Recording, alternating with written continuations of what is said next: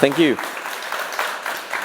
So, testing and fuzzing the Kubernetes admission configuration we are talking about today. And I hope everyone is well behaved after the packet wars yesterday. Maybe you attended.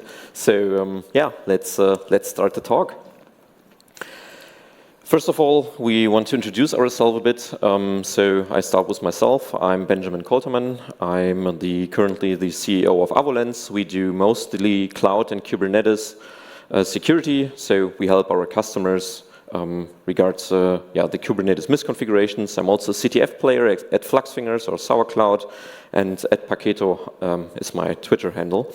I'm also a regular attendant on the security meetings of Kubernetes, so maybe if you read some of the security docs online, it's a good chance that I proofread some of them. And now Maximilian will introduce himself. Benjamin. Yeah. As you already said, my name is Maximilian Rademacher. I'm currently working as a vulnerability researcher at Avolens. I also do play CTF in my free time, also at Fluxfingers over at Bochum. And I'm the author of the tool that we are going to present today. I'm going to talk a little bit about the internals of the tool, and my Twitter handle is @tunnel. So yeah, Benjamin is now going to continue to introduce you to the matter. Yeah. Thank you, Maximilian. So let's have a short look on the agenda. It's very packed, so yeah, we might have to go a bit quicker through some of the points. First of all, we're going to give you a Kubernetes introduction. After that, we talk about admission controllers, a bit of the overview, a bit best practices, a bit of real-world examples, how do you use admission controllers normally. Afterwards, we will talk about how we test, or how you could potentially test admission controllers, what is the problem when you try to test your admission controller, and then we introduce fuzzing as a solution, talk about Kubernetes-specific hurdles we had. And afterwards, we will present to you a tool that we wrote to actually fuzz the Kubernetes admission configuration, and we will publish it today. It's a little open source tool, and we will have a look at it in the demo. So let's start with the Kubernetes introduction. As you might know, Kubernetes is a container orchestration system. Kubernetes is mostly used if you have hundreds or thousands of containers. At some point, you will not be able to manage all of those containers. So what you then need is a container orchestration system, and Kubernetes is just that. So Kubernetes is mostly or only used for container orchestration purposes. And another cool feature about Kubernetes is it's open and extensible. So you may know that there are some resources that are not in the default Kubernetes API. For example, if you create an Elasticsearch or GitLab, you can actually talk with the Kubernetes API and do, for example, a kubectl get Elasticsearch or a kubectl get GitLab. And that is called a custom resource definition. And in our demo, we also show you we have created our own custom resource definition, and we will show you and tell you a bit about the custom resource definitions. But that's a pretty cool feature, because if you have, for example, your own program or your own application, you can actually register your own Kubernetes API and attach your program to that API.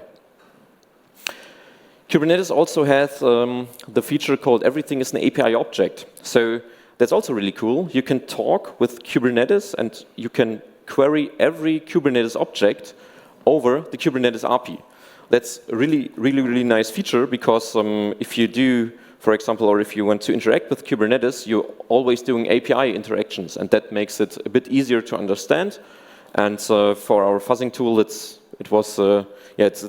very good that we can do, or that we can query every object over the API, because we can just pull the objects from the API and then start fuzzing on those objects. So let's have a deeper look on admission controllers. What you see here is the admission chain. So normally when an API request comes to the API on the left, then it's handled by the API handler. Afterwards, it's going through the authentication authorization chain, and then it's going to the mutating admission chain. So the mutating admission chain actually does the following. When you register a mutating admission webhook, then you can mutate every API resource on the Kubernetes API. You can think of it when you want to create a Kubernetes pod, and for example, you always want a specific name on these pods, you can write a mutating admission controller that gets the pod, mutates the name to the name you want, and then sends it to the object schema validation. So the mutating admission webhook configuration allows us as Kubernetes admins to mutate every Kubernetes object that is sent to the API. When the object is then sent to the object schema validation, the YAML or JSON schema is validated, and afterwards it's going to the validating admission phase. In the validating admission phase, or when we have a validating admission webhook registered, you have another type of admission controller, which is called the validating admission controller. It just validates objects. So for us as administrators or as Kubernetes admins, what we can do is we can write a validating admission webhook that, for example, only allows pod with a specific naming schema to enter our cluster or to be persisted in the etcd database. Another example would be that we write a validating admission controller to validate if a pod has the privilege field set. So we can validate every field in the manifest and check whether it's compliant with our whether it's compliant. And it's also important to understand that admission controllers work like a bouncer for Kubernetes API calls. So you can really think of it if a developer wants to deploy, for example, a pod, the validating admission controller always checks the field you as an admin wants to be checked, and then if the manifest the developer is going to deploy, it may be bounced if it validates the rules you've written in your validating admission configuration. So the question here is a bit why, and I talked about it already a bit. So we have mutating and validating admission controllers. Those are powerful tools to enforce policies. You can think about, for example, your custom compliance policies. If you have some internal rule set, you can write your admission controllers, and these admission controllers will only let in the manifests that are valid to your compliance requirements. For example, we can don't allow privileged pods or containers, and we can don't allow the containers to run as root. So what we can do is we can validate every field in the manifest, as I said. And another cool feature, or why we would use admission controllers, is to validate our own objects. You can think of when we register our own API resource in Kubernetes, we need to validate the objects that are then pushed to that API. Because normally what you will have, if you register your own custom resource definition, then you will normally also have an operator that pulls all the objects from the Kubernetes API and then does something with it. For example, if you have an operator, let's say the GitLab operator, you will create a GitLab object, and then the GitLab operator will come and build a GitLab pod based on your GitLab configuration. And we need to validate that one, and that's also where you need admission controllers, or why you need admission controllers. So let's come to admission controllers best practices when you want to build your own admission controller. And I'm not talking about installing something like Kuverno, a product that already exists. If you really want to build one from scratch, so if you want to write it in Go or Rust or something like this, then what are the best practices? So first of all, an admission controller should, if possible, always run inside a Kubernetes cluster. That's mainly because if you run the admission controller outside of the cluster, an admission review object is sent outside of the cluster, and ideally you will have all of your Kubernetes internals inside of your Kubernetes cluster. Then there's something called a failure policy. An admission controller has a failure policy that should, in best practice, set to fail. You can also set it to ignore, but what happens is when the admission controller or when the Kubernetes API cannot talk to the admission controller, if the failure policy is set to ignore, the object is just passed through, and the Kubernetes API handles it like the admission controller was never there. So ideally, you set the failure policy to fail, and then every time the API cannot talk with the admission controller, the object will not get through and will not be persisted in the etcd database. You also want to write your admission controllers in Go and Rust. There are some SDKs available or standard libraries available. There are also implementations in Bash, for example, and yeah, there's a real, not library, but real scripts that you can write admission controllers in Bash. I would definitely not recommend that one. So go with Go or Rust. It's a bit more easy, a bit more performant. So let's have a look at some admission controllers in the wild and where they're used, and they talked a bit about it. So for example, the GKE Autopilot cluster has an admission controller that restricts the usage of privileged pods. So if you're using GKE Autopilot, then you have automatically an admission controller installed, and this admission controller will block every try to create a privileged container or a privileged pod. You cannot do it. Then there's, for example, the Elasticsearch Cloud on K8s, on Kubernetes. The Elasticsearch Cloud on Kubernetes also has a validating admission controller that validates every object that you push into the Kubernetes that are then used by the Elasticsearch operator. So the operator uses the objects we, as a dev or as an admin, push into the cluster to then do something with it. In the case of the Elasticsearch operator, it just creates the Elasticsearch cluster automatically inside of Kubernetes. And then there's something more special. There's also something called the kernel module operator that manages your out-of-the-tree kernel modules. So what you can do in Kubernetes is you can install that software, and that software allows you to manage kernel modules in Kubernetes that are out of tree of the Linux kernel. And this operator, as you might have guessed, also has an admission controller with it. And for us as an attacker, it's a very valuable target, because if I can, for example, somehow trick the admission controller to push some objects through the admission control, then maybe I can create some malicious kernel module or can have access to the Elasticsearch Cloud. I can have impact on the real-world infrastructure that is created in Kubernetes. And that's why we built a tool to fuzz admission configurations. And now Maximilian will continue and tell you something about how you can test admission controllers. And Thank you. All right. As you probably already noticed, is that we, of course, want our admission controllers to function as intended. And the question is, how do we ensure this? And we asked ourselves this question and noticed that there aren't many mature or good methods in the moment. So we thought about what might you do to test your admission controllers.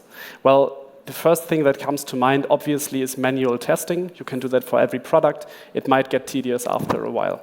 Some people also like to write unit tests, which is also completely valid for this use case. But we wanted to try a third approach, which is fuzzing. And just to get everybody on the same page, I'll now quickly go over what fuzzing is, over the core concepts, and then I'll talk about the Kubernetes-specific challenges that we actually faced when we tried to automatically generate inputs. All right. Fuzzing. I'm sure most of you know, but I'm going to go over this anyhow. In fuzzing, we actually want to automatically generate inputs and see if the program behaves in any unexpected way. This might include crashes or logic bugs. It depends heavily on your target. But what we want to do is we want to do it in an automated fashion, and we want to be really performant. So we're talking like 100,000 or more samples per second fed into the input program. The basic loop I've demonstrated here in pseudocode will most of the time have a corpus, which will hold interesting inputs. And what interesting means, we're going to talk about. And then we enter a basic loop, in which we will generate a new sample based on our corpus, so based on what we already have. And this sample we are now going to feed into the program and observe how's the program behaving. And we're going then to take this result and deem if it is interesting or not. And based on that, we might add this to the corpus. So this is the very basic approach, and there are commonly 3 challenges we now have to overcome. Okay, the first one is, how do we actually generate those inputs? as you can imagine, we're dealing with YAML or JSON resources here, so just like generating random strings wouldn't really work. The second one is, how do we actually feed the input to the program efficiently? This is especially interesting in our situation. And how to determine if the results are actually interesting. And we are going to solve all those three challenges. First thing is, we are here in the Kubernetes context, and the first question that came to our mind, okay, first thing is, how do we know which resources actually exist in our cluster? And second is, how do these resources look in detail? And the nice thing is that the cluster API actually answers both of those questions because every Kubernetes cluster automatically has an open API specification that we can talk to over a specific endpoint, which is /open-API/v2. So let's just curl it and look how it is composed. You can see that it is quite large. And I just do a head on it. It kind of looks quite complicated. But what we can do is we can use tools like OpenAPI to JSON schema. I know it's a mouthful, but it's a nice tool that converts now for every resource this OpenAPI specification into JSON schemas. And you can imagine those schemas as like skeletons or blueprints for your resources. And the nice thing is that those are automatically generated for all your custom resources. And what we now do is, or I'll show you this example resource. It's a snippet from a pod. And you can see that for specific fields, for example, this is a path field, might be set somewhere in the pod, it is typed. So we know, okay, it's a string here. For port, we have a type, and additionally, we have a format that we can also obey. This might be needed additional information that could be proved to be very useful. And we also, for example, have here these enums, which are also very useful to generate legal values for our fields. And these schemas help a lot, and they're actually one of the core components that we are going to use in our tool. Yes, and so what we can now do is actually generate syntactically correct. So syntactics, we're talking about the raw JSON or YAML body. It has to be correct because else we're not going to go over the API because it verifies if we're sending a syntactically correct payload. And we can also generate them now semantically correct in parts. We're going to talk about that in detail based on those schemas. Which is quite nice. Next challenge to solve is the execution. This is actually quite smooth in our situation. We have to authenticate against the cluster. Good thing is there are crates for that. The tool is written in Rust. We used CubeRS, which supports every authentication scheme in a cluster, so we can just pass the kube config, and then we can talk to the API. We are going to have to select a namespace. This is configured before fuzzing. And everything left to do is submit a resource to the API. So right now you're noticing, okay, we are really doing this fuzzing over web. So we are talking to the API. You're going to notice that network speed is obviously the main bottleneck here. But you're going to see why we're doing it over the network. One important thing is to use dry run, else you're going to have many, many resources per second deployed in your cluster, and you might not want that. So dry run is a flag that will just go through the admission and validating and mutating admission controller chain, but don't actually deploy anything. Very important. So next thing is, how do we deem if inputs are actually interesting? And this is a very complicated or not ideal situation for us here because we just don't want to blindly fire resources at the admission controllers. We want to at least have some notion if our input triggered some interesting logic. And how do we do this? Well, admission controllers do give some feedback. Yeah, sorry, first point.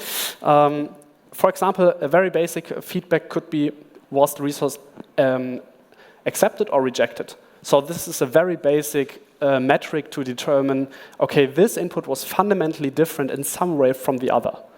Okay, so we are trying to explore all the different states that there are in admission controllers. Next metrics that we can use is, for example, if we have a denial of service or an error. The API also reports that. It then says, could not call the admission webhook due to an internal error. Also very interesting because we know we just hit new logic. And yeah, we want to exhaust all the logic there is in an admission controller. There are also HTTP return codes that we can use as coverage.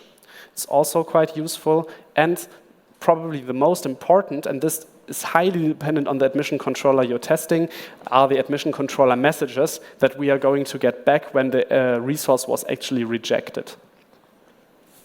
And we're going to see that this is useful when we do the demo.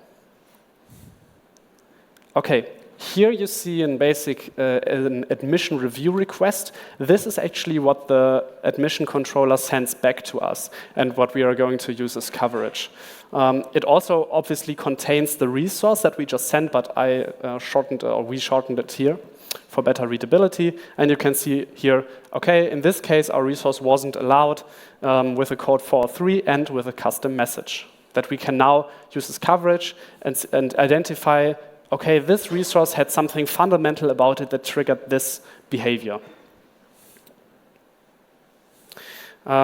Here you actually see output from our tool with debugging enabled, and we can see here that we are gaining different coverage points over the time with, in this case, the same return code, 400, but we have different admission controller messages that are getting emitted here. And for every unique coverage point we find, we actually save this in the corpus. So now, if we have those questions out of the way, we can actually ask ourselves, okay, what are we actually searching for? And the first thing that may came to mind, and which is quite intuitive, is we want to search for unwanted manifests being allowed, for example, in logic bugs. As Benjamin already stated, it would be quite bad if an admission controller's task is to, for example, block dangerous pods, whatever that may be, and we can somehow slip some through the controller, through the admission chain. And the second one is also very interesting. We could actually search for runtime crashes. So the question is, what if your admission controller suddenly crashes? It might depend on the config, as Benjamin already told. I'm going to repeat this here.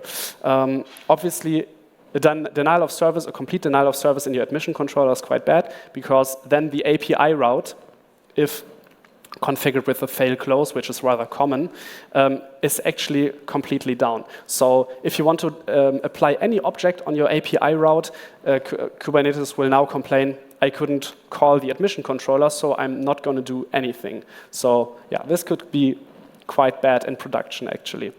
Second one is also interesting in terms of crashes.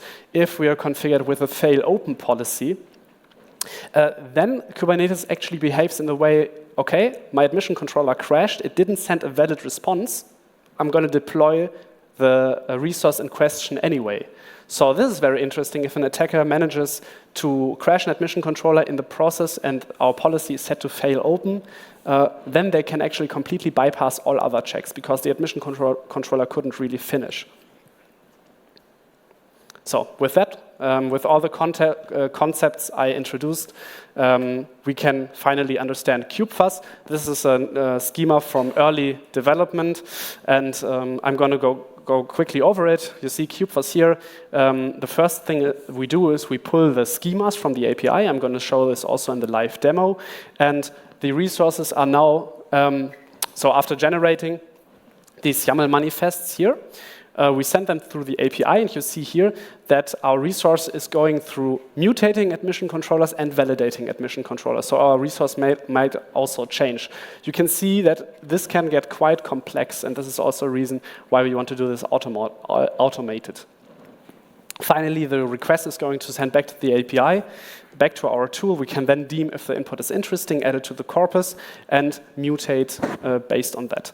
One thing I haven't talked about is that we actually have two inputs here. It's not only the schemas that we pulled from the API, it's also a constraint config. And this is a very big part of CubeFirst that I'm going to present now. Because typically you have these giant resource definitions and you actually don't care about all the fields. Like generating a whole resource randomly would probably result in not really semantically meaningful resources. And you might have specific use cases where you want to fine-tune the generation. And in this, for this reason, CubeFirst has a built-in constraint language.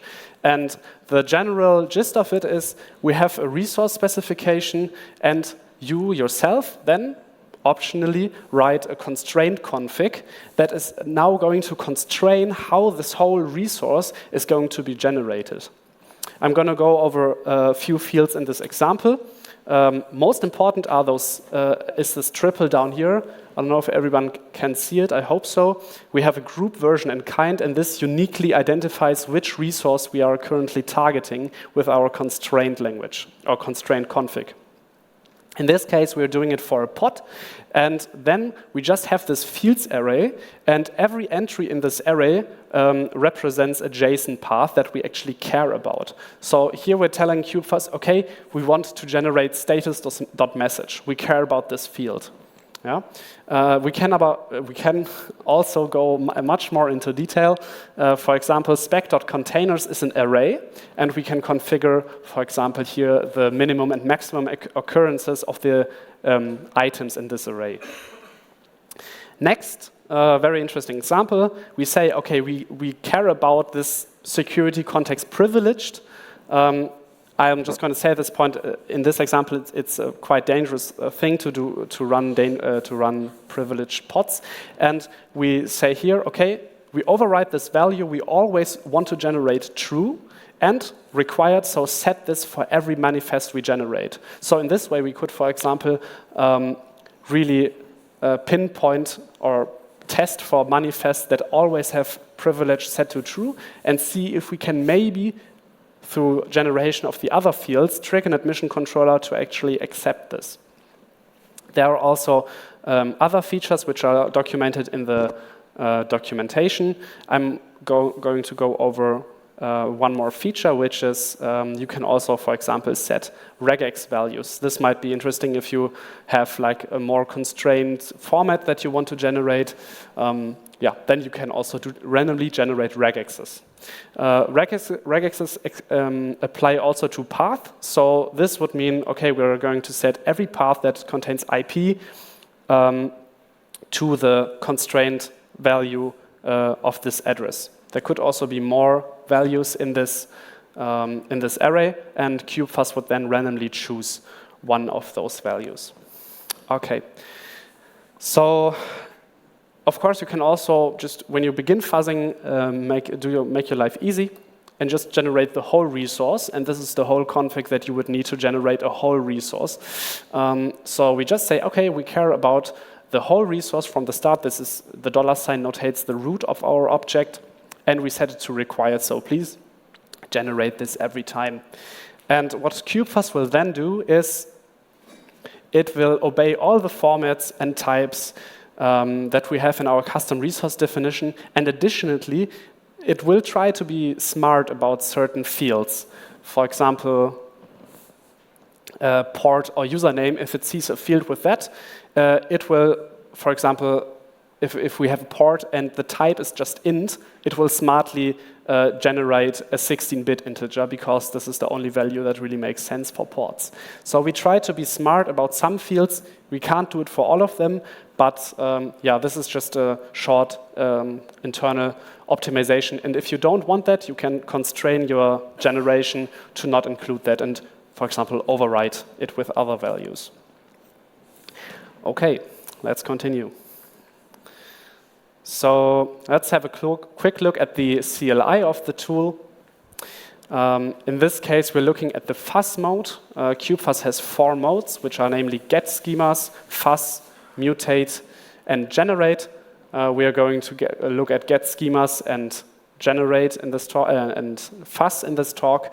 And you can see that all the little things we just talked about are getting together here. For example, we can supply a namespace. We'll have to point CubeFirst at the schemas that we pulled from the API, and we'll also have to give it some constraints. Okay. So now you can probably also imagine what are some use cases. I'm going to go over them again. We have a couple, and some are more common, some are less common.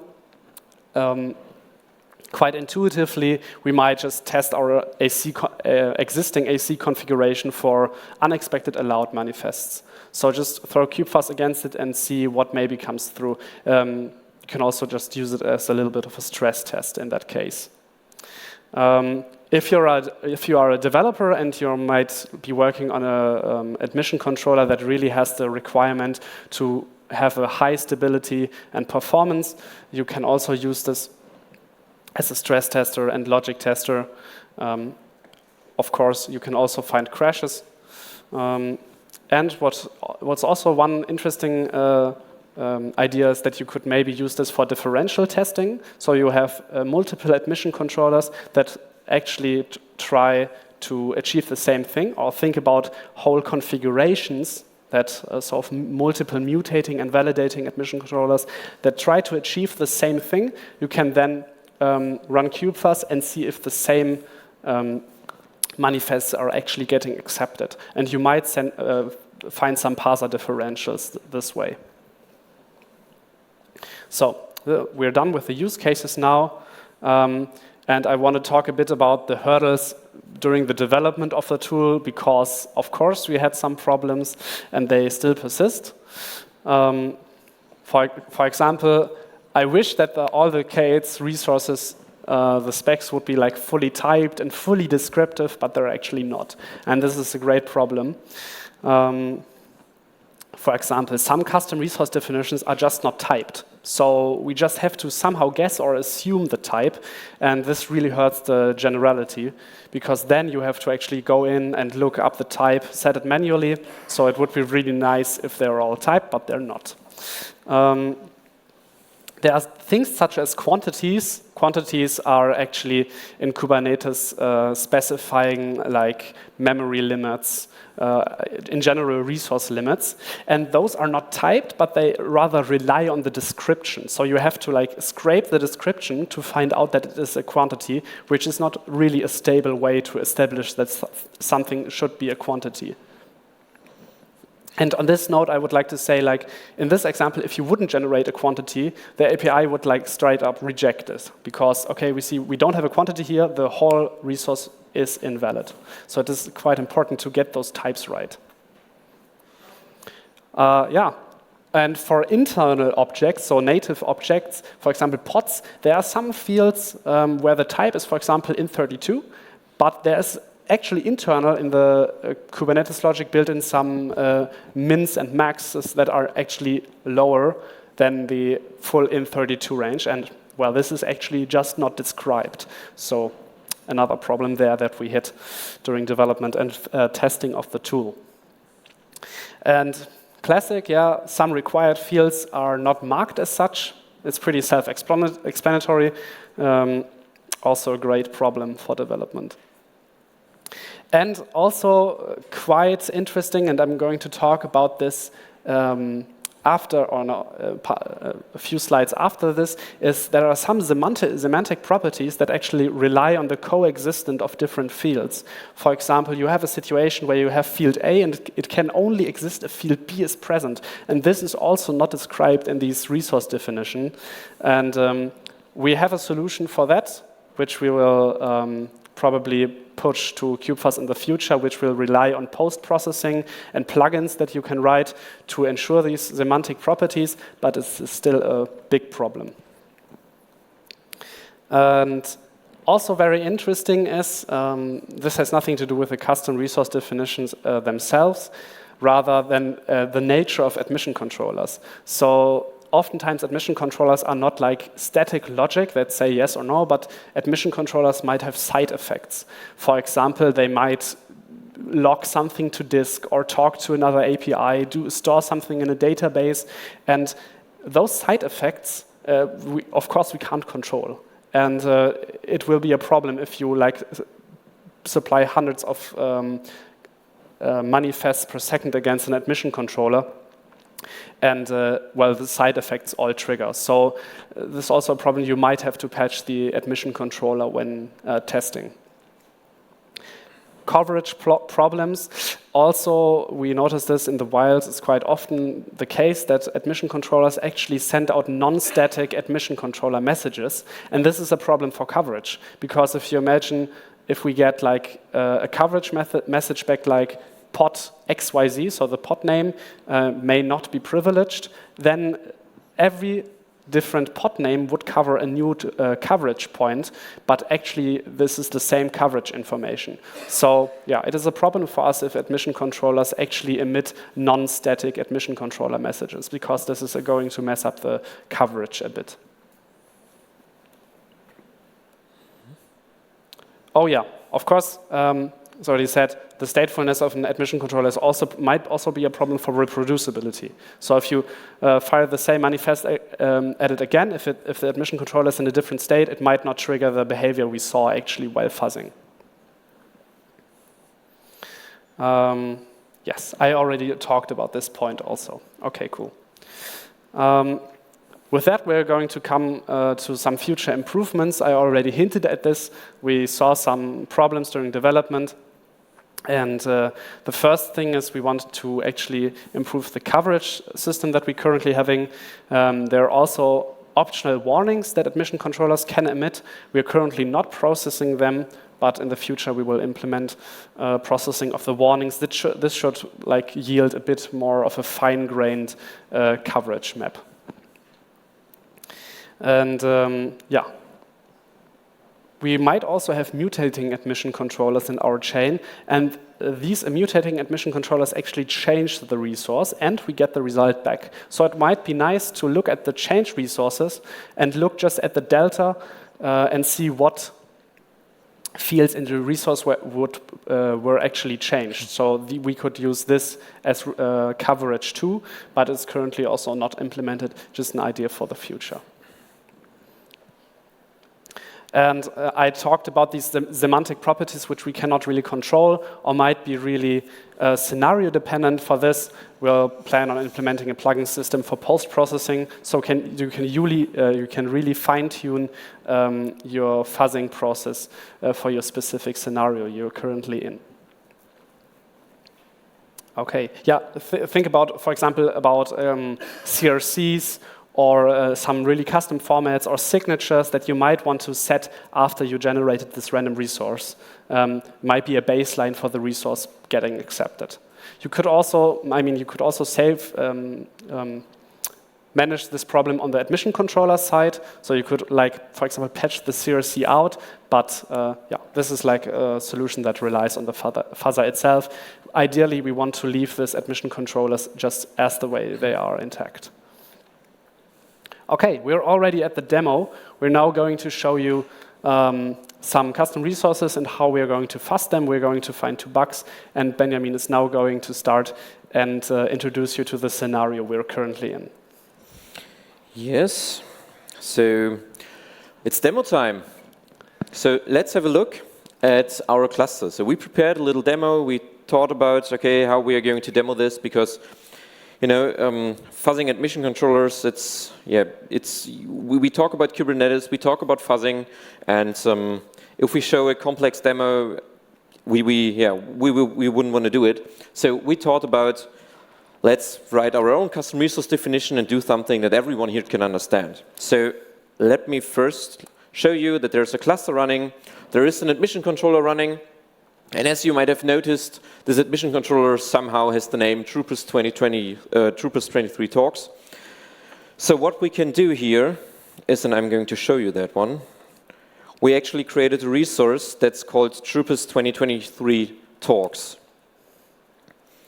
So we deployed every Troopers talk from this year into Kubernetes. It's actually the agenda. And yeah, this is the resource we are going to fuzz in the demo. But what I'm going to show you first, before we are starting the fuzzing, is in the VS Code. We have the custom resource definition right here. So that is what our resource looks like. We have, as you can see, it's the custom resource definition. The name is Troopers Talks. And here is the specification of the objects that are valid for this Kubernetes API. And as you may notice, every talk has a title, which is a string. There's a speaker, which is an array. And the objects need a name and a can talk, which is a Boolean. And then there's also a status, if the talk is accepted, on which track the talk is, and a timestamp. So you can see we have, for example, for the tracks, we have an enum here. For the timestamp, we have an integer. We also have several Booleans. We have an array with several objects. And this is our custom resource. We are now going to Fuzz. Yeah. And I can also show you one of these sample talks. So this is an actual talk that took place at Troopers. It's spooky authentication at a distance. Maybe one of you visited the talk. And this is a valid talk object. And as you can see, we deployed the talk to the talks avalanche.com API in Kubernetes. It's from the kind TROOPERS23 talk. And it's in the namespace TR23, the title. It has a title, it has a speaker. The speaker can talk. It's accepted. It has a track, and it has a timestamp. And now we wanted to kind of find maybe some misconfigurations in the CRD or in the admission controller. And I give over again to Maximilian, who will now explain to you a bit the admission controller he wrote, and then about the tool, how the fuzzing is actually done for that resource. Thank you. Okay, let's first look at the admission controller we have configured for this example. It is quite simple, but it contains 2 bugs that we wanted to show here. And yeah, we go into source. It is written in Rust, which is not that important, but the Rust fans are here. Okay, yeah. So let's ignore this boilerplate code. We're in the function validate. So this is where the actual validation of our resource happens. And we have here 3 basic blocks that are validating some properties of our resources. And the first thing that we want to do is the speakers array. Every speaker has a Boolean that is can talk. And we want to check if every speaker can talk, of course. Otherwise, we're not going to deploy this into a resource, into our cluster. And this is the logic for validating this. So we have this already variable, and we set it to false if either we don't have any speakers or one speaker is not ready. Okay, so this is the first block of validation. And what is important here is this error variable here, this ERR. If not all are ready, we are going to write to this error variable. And then, actually, if this is not empty, we're not going to go into the other verification. So we're going to skip those 2 blocks here. So we want to verify if the talk is accepted and if the schedule is actually correct. You see, these blocks are only triggered, as I said, if the error is not empty. And lastly, we just send this response out. And the main idea is here that our fuzzer now has the task to go through this very simple state machine and get through all these verifications. So it has to go through here to enable this block of logic, and then it also has to pass these tests to pass this block of logic. And finally, we can get to the last block, and there we have actually implemented 2 bugs. The first one is a logic bug. So you can see we are verifying here this status.timestamp, and okay, we are checking if the timestamp is bigger than some UTC timestamp, and otherwise, if it is, then the talk has an invalid schedule. But obviously, this logic is missing a lower bound. So we can expect some resources that have a really low timestamp to actually get accepted, but that wouldn't make any sense. So this is a logic bug that we are going to find later. So a resource that is accepted, but we actually didn't expect it to get accepted. And the second bug is one line above it, 151, which is we're always loading the timestamp as a U64. So we're not expecting negative values here. And if you know Rust, we're calling unwrap on this result, which if the operation failed, so we receive a negative value, we're actually going to crash this thread. And we're also going to detect this runtime error. And one word I want to say before we continue is think about things that could happen if we let things through the API. There's also always an operator that then processes the object. So we could maybe get something through the API here, and then our operator has, of course, the mindset is the admission controller already validated everything. So I'm just going to blindly trust the input. This is, of course, very bad. And yeah, we're going to see here that, in fact, some slip through our admission controller chain here. OK, the next thing is I'm going to open a terminal, and we're going to look at CubeFirst. All right. So, mach mal ein bisschen größer. Yeah, I'm going to increase the font like this. Like this. OK, I think this is OK. So we have CubeFirst installed here. You can see that we have those different modes over here. And the first thing is, I'm going to do this really quick, is the get schemas mode. We have to do kproxy for this. So CubeFirst can actually reach this endpoint. Perfect. And now we're going to pull all the resource definitions and all the schemas from the API. So we are telling here to get the schemas, please. And we are going, sorry, this is an American layout. Get schemas. The endpoint is going to be this one.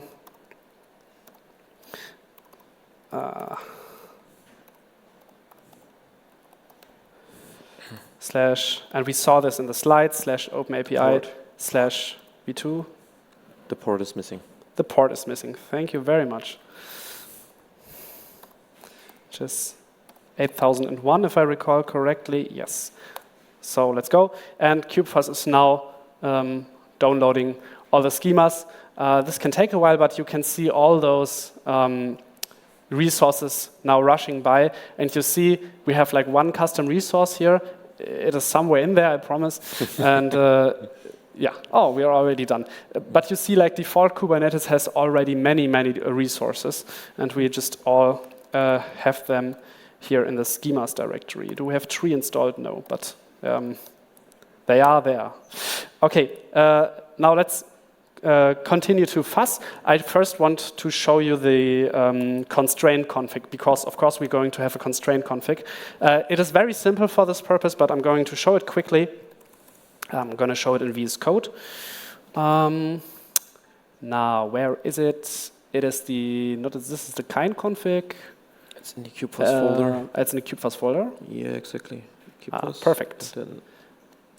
So, So very simplistic config here. We are targeting our resource with the group kind and version. And then we say, OK, we want to now generate all of the spec, and please always generate the spec. And we restrain, for demo purposes here, the speakers array to have 1 or 2 speakers in this case. OK, perfect. And I've already prepared the command because it is a bit long. Yeah, just going to copy this, probably like this. Perfect. I'm going to go over all the parameters now. What we are doing is, for the sake of the talk, is we are artificially increasing the max errors and the max accepted resources we are going to get before we end fuzzing, because otherwise the demo is just going to be so fast you're not going to see anything. So this is just an artificial bump. And with -c, we are now reading our constraint config in, which is written in YAML. You can also write it in JSON. We are pointing to the schemas directory, and the f parameter is just our output directory. Let's hope the output directory exists. You have to visit the CubeFirst directory. Oh, yes, thank you. Yeah. All right. So let's run it then. You see here we get a seed. We can use this for reproducibility. and we read the default kubeconfig, we read our constraint, and CubeFirst has now already selected the correct schema from the schemas directory. If we're now fuzzing, we start with this UI, and I'm now going to talk a bit because we're going to wait till something is accepted. You can see that we are already hitting quite a lot of errors, and you can see that in this case we have 5 new coverage hits, so 5 distinct types of resources that we can 5 like internal states that we have in this. And we just hit another. We also now hit some accepted ones, and at this occasion I wanted to briefly talk about the internal loop that we're doing. We're basically just every iteration mutating the whole corpus. So we are taking the things that are in the corpus and changing it up again, throwing it again at the API. Maybe it may trigger some new coverage. And we also generate completely new resources from scratch. OK, I'm now going to kill this. OK, we're done fuzzing. And let's go into the output directory and first look at the accepted. We're going to have quite a bit. Let's look at this one, 1003.json. This got accepted, and we see a very weird thing here. The timestamp is 0, which actually makes no sense. So in this case, CubeFirst found the logic bug that I told you earlier about, which is the missing lower bound of the timestamp check. You can see here, of course, for example, for the name, we have some gibberish. We could also have set this in the constraint configuration to, for example, be an enum or anything. And at this occasion, I also would like to tell you is you can, in the constraint config, also set non-compliant types if you wish to. And so this is an example for the logic bug that we just found. CubeFirst will, of course, try those special integers as like U64 max or min 0. So we have a few bases covered. Let's go into the errors directory, where we hopefully see some negative timestamps. I hope so. We don't have this here. Cat. Let's take this one. This is our lucky contestant. And nice. Okay, so we can see here CubeFirst has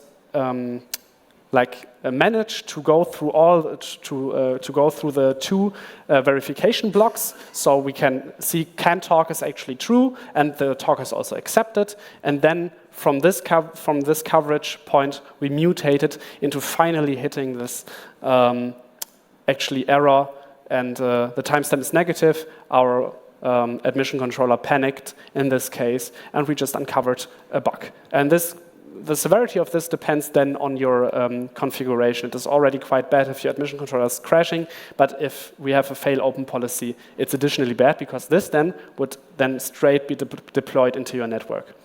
Of course, this is like a toy example, but imagine this with something more critical, like pods or maybe some other configurations for your server.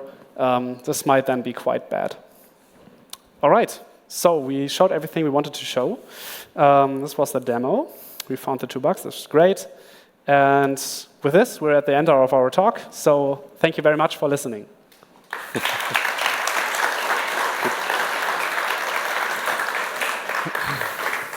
All right. Yeah, thank you very much. And now we have time for some questions. Are there any questions in the audience? Back there. Ja. Wolltest du noch was sagen?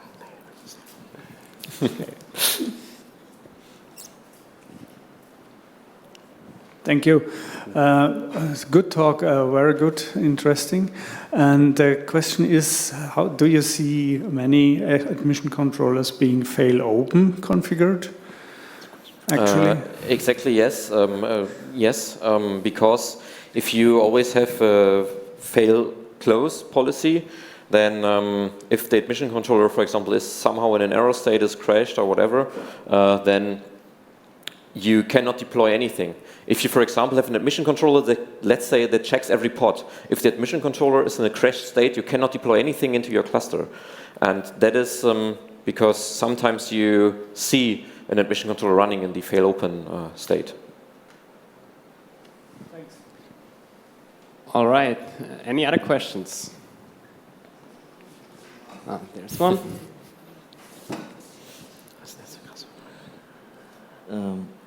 Thanks for the talk. Great insights about the development of this fuzzer.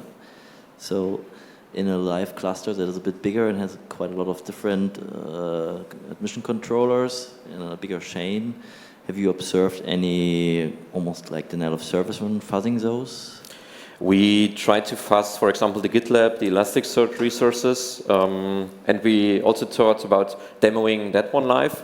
The main problem with those bigger resources is, as Maximilian also presented, that some of the fields are not typed, and that then the input generation is a bit more special, let's say. Yeah. And also, as you can imagine, as you already stated, with like bigger and more complex chains, the room for error just rises. And also, like, I don't know if you meant that with your question, but also like performance-wise, like if you get some bottlenecks in the network between like two admission controllers, this is of course a consideration. So yeah, very good. Any more questions? Well then, thank the speakers again. And thank you.